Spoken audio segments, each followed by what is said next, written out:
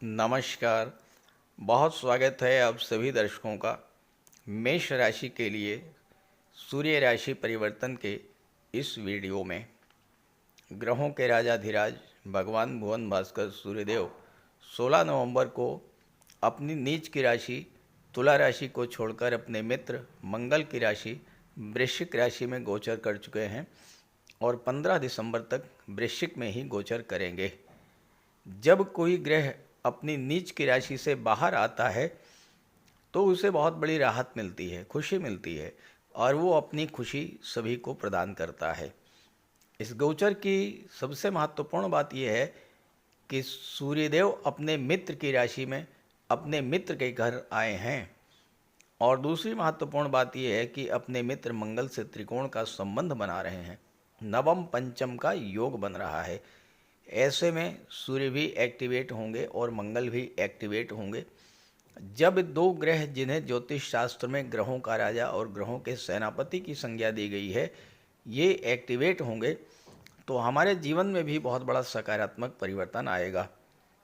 तो इस राशि परिवर्तन का मेष राशि के जातकों के जीवन पर क्या प्रभाव पड़ेगा, इसी का विश्लेषण करेंगे इस वीडियो में।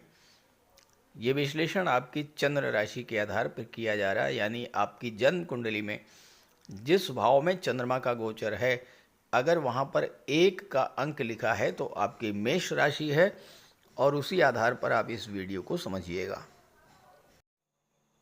तो ये है मेष राशि के जातकों की कुंडली।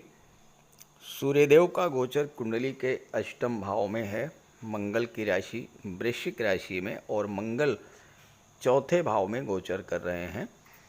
सूर्य और मंगल के बीच नवम पंचम का योग बन रहा है और इस तरह मंगल भी एक्टिवेट होंगे और सूर्य भी एक्टिवेट होंगे, तो चौथा भाव जागृत होगा और 8वां भाव जागृत होगा। सूर्य पंचम भाव के स्वामी हैं तो पंचम भाव को जागृत करेंगे और धन के भाव पर दृष्टि डाल रहे हैं तो धन का भाव भी जागृत होगा। मंगल जागृत हैं, एक्टिवेट हैं और लग्न के स्वामी हैं तो लग्न भाव भी जागृत होगा। तो इस तरह से सूर्य के इस गोचर काल में आपकी कुंडली का लग्न भाव, दूसरा भाव, चौथा भाव, 5वां भाव और 8वां भाव जागृत रहेगा और इन भाव से संबंधित फल आपको प्राप्त होंगे। यहाँ पर एक चीज़ ध्यान देने की है कि मंगल अपनी नीच की राशि में है और नीच की राशि में होने के कारण मंगल के कुछ अशुभ फल भी आपको प्राप्त होंगे। उस पर आगे चर्चा करेंगे। पहले चर्चा कर लेते हैं सूर्यदेव के गोचर के बारे में। सूर्य को अष्टम का दोष नहीं लगता है। 1 वर्ष के बाद अष्टम भाव में आए हैं। सूर्य में प्रकाश है, सूर्य में ऊर्जा है, तो सूर्य अष्टम भाव को प्रकाशित करेंगे और अष्टम भाव की नकारात्मक चीज़ों को जलाएंगे। यानी आपके जीवन में जो दुख, पीड़ा, कष्ट, विघ्न, बाधाएं, रुकावटें चल रही थीं, उन सब चीज़ों को सूर्य यहाँ पर समाप्त करेंगे। सूर्य गवर्नमेंट जॉब के कारक होते हैं, राजनीति के कारक होते हैं, प्राइवेट सेक्टर में उच्च प्रशासनिक पदों के कारक होते हैं। अगर आप अपने वर्तमान कार्य क्षेत्र को लेकर, अपने कैरियर को लेकर संतुष्ट नहीं हैं, सफलता नहीं है, तो सूर्य का गोचर जॉब परिवर्तन के लिए अनुकूल है, क्योंकि 8वां भाव परिवर्तन का भी होता है। लेकिन एक बात का ध्यान रखिएगा, कोई परिवर्तन करना ही है तो बहुत सोच समझ करके कीजिएगा, क्योंकि 8वां भाव जो है ये रिसर्च का भी होता है, गहन गुप्त रहस्यों का भी होता है। तो कैरियर में जो बदलाव करना है उस पर डीप रिसर्च करें, नए कैरियर के बारे में अच्छे से जानकारी कर लें। ऐसा ना हो कि नए कार्य में भी वही समस्याएं आएं जो पहले से आपके जीवन में चल रही थी।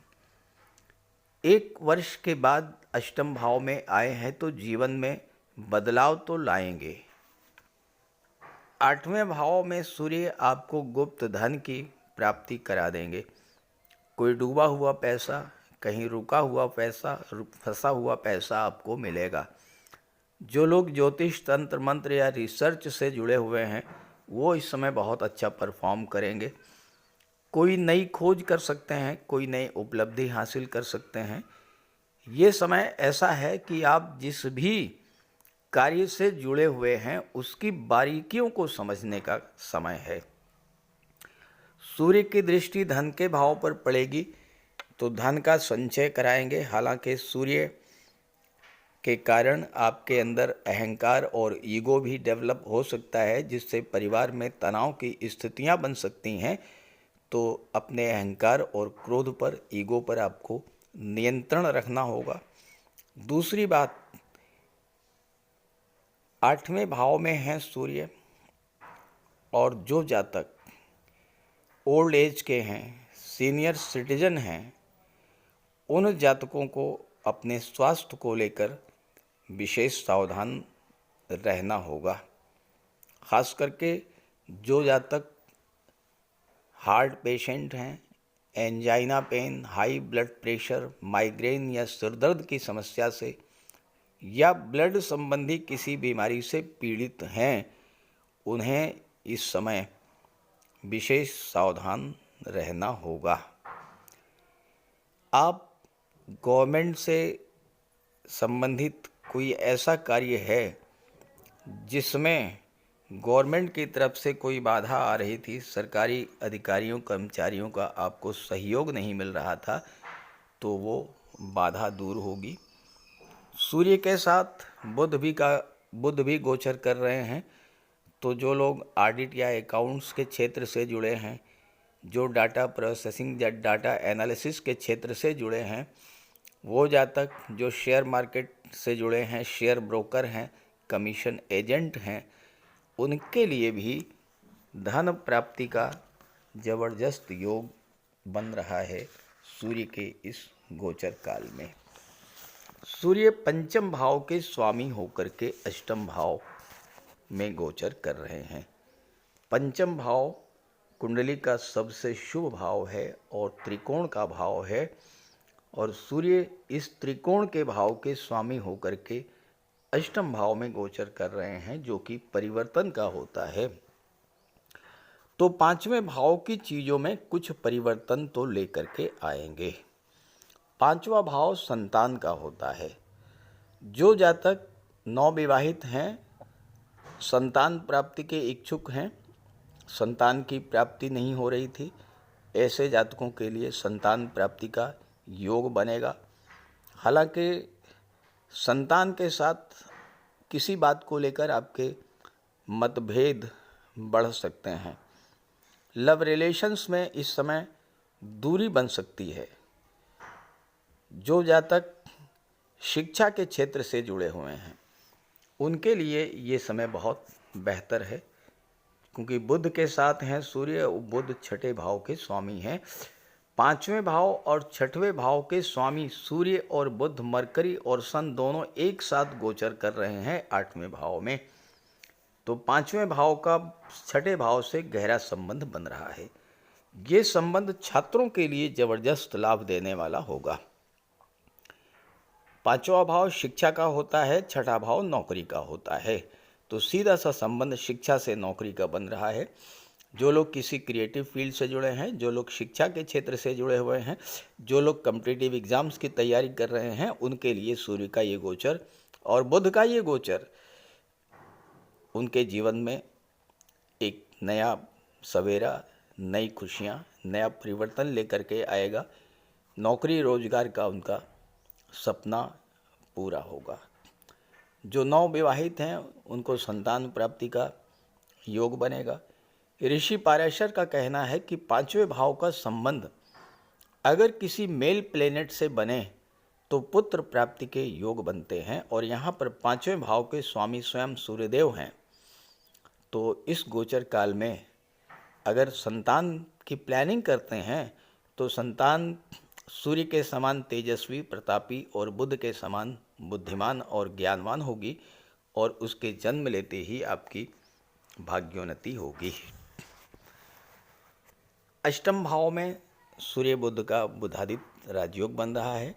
धन प्राप्ति के दृष्टि से ये समय बहुत अच्छा है। खास करके आपका कोई डूबा हुआ पैसा, रुका हुआ पैसा, बिजनेस में फंसा हुआ पैसा, मार्केट में फैला हुआ पैसा, ये सब आपको मिलेगा। और चूंकि धन के भाव पर दृष्टि पड़ रही है तो इस समय आप धन का संचय भी करेंगे और धन का निवेश भी करेंगे।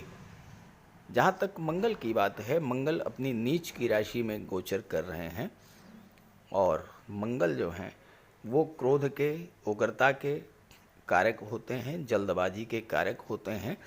चौथे भाव में हैं।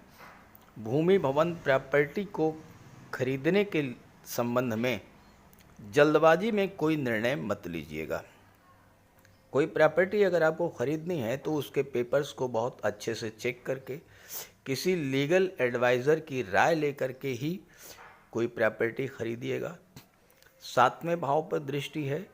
कोई बिजनेस डील करते समय, कोई बिजनेस कॉन्ट्रैक्ट करते समय जल्दबाजी में कोई फैसला मत लीजिएगा। यहाँ पर भी बहुत सोच समझ करके निर्णय लीजिएगा।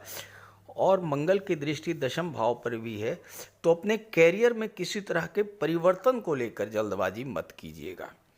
साथ ही साथ अपने साथियों, सहकर्मियों, बॉस और सीनियर्स के साथ संबंध बहुत अच्छे बना करके रखिएगा। तो ये गोचर आपके लिए बहुत अच्छा बीतेगा। कुछ छोटे से उपाय बता दे रहा हूँ। सूर्य पिता के कारक होते हैं, अपने पिता का सम्मान कीजिएगा। पिता के आशीर्वाद से, बॉस और सीनियर्स के सहयोग से आप कोई कार्य कीजिएगा। प्रातःकाल सूर्योदय के 1 घंटे के भीतर सूर्यदेव को जल अर्पित कीजिएगा। एक तांबे के लोटे में जल, अक्षत, लाल पुष्प, लाल चंदन, रोली और थोड़ा सा गंगा जल डाल करके सूर्यदेव को जल अर्पित कीजिए। गायत्री मंत्र का पाठ कीजिए। और तीसरी बात, सूर्य गवर्नमेंट को शो करते हैं।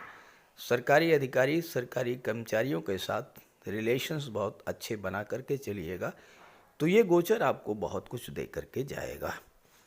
तो ये वीडियो, ये जानकारी अपने साथियों, मित्रों को भी शेयर कीजिएगा। नमस्कार।